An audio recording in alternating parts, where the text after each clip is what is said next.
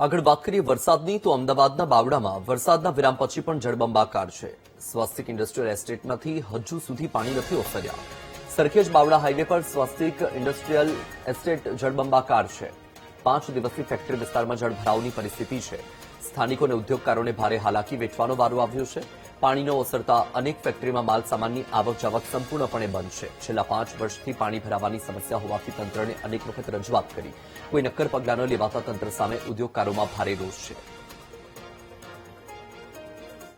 આ જે ગોલોક્સમાંથી જે પાણી આવે છે અને પાછળ જે ઉપરની ત્યાંથી નદીમાંથી કંઈ પાણી છોડે છે કે ત્યાંથી અમદાવાદ સિટીનું પાણી આવે છે એ દર વર્ષે પાણીની સમસ્યા છે કે વરસાદ આવે ત્યારે પાણી ભરાઈ જાય છે। 4-4 ફૂટ પાણી હોય છે, અમે અંદર જઈ શકતા નથી અને વરસાદ બંધ થયા પછી પણ 15 દિવસ સુધી પાણી રહે છે। અમે ટ્રેક્ટરમાં જવું પડે છે, અંદર મટીરિયલની ડિસ્પેચ બધું અટકી જાય છે। પણ 5 વર્ષથી અમે રજૂઆત કરી છે એસડીએમ સાહેબને બધાને, પણ એનું કોઈ સોલ્યુશન પરમેનન્ટ આવતું નથી।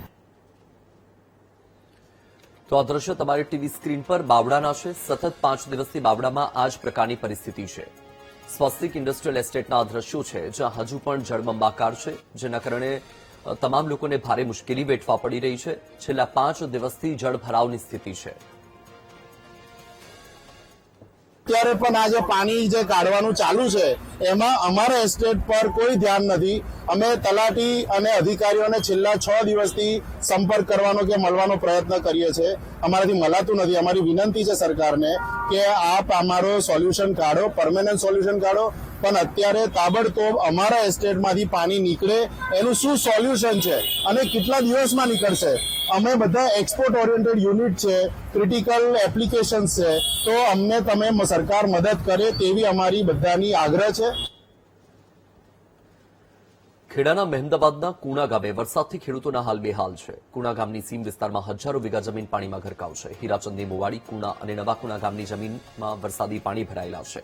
વરસાદ બંધ થયોને 4 દિવસ થયા છતાં હજુ સુધી પાણી નથી ઓસર્યા। ખેતરોમાં પાણી ભરાવાથી ડાંગરના પાકને નુકસાન થવાની ભીતિ છે। ખેડૂતોએ સરકાર પાસે પાક નુકસાની અંગે સહાયની માંગ કરી છે।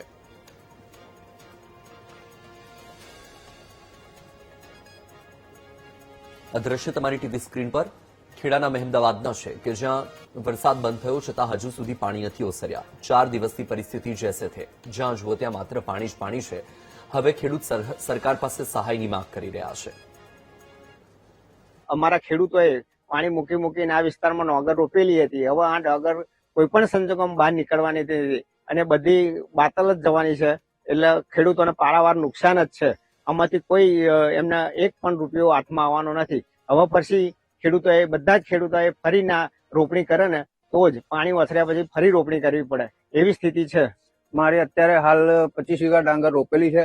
આજુબાજુના ખેડૂતોએ પણ પાણી લઈ લઈને પહેલા રોપેલી છે ડાંગર, અને સતત 4 દિવસ વરસાદના કારણે અત્યારે હાલમાં જોઈ રહ્યા છો બધી ડાંગર ડૂબી ગઈ છે અને પારાવાર નુકસાન થયેલું છે। આજે એક ખેડૂત 1 વીઘું રોપવાની પાછળ 6 થી 7 હજાર રૂપિયાનો ખર્ચો કરેલ છે અને હવે એવો કોઈ ચાન્સ નથી કે આ ડાંગર બહાર નીકળી શકે। માટે બધા જ ખેડૂતોને પૂરેપૂરું નુકસાન છે અને પાણી ભરાઈ ગયેલું છે, પાણી ઓસરી શક્યા નથી હજુ સુધી।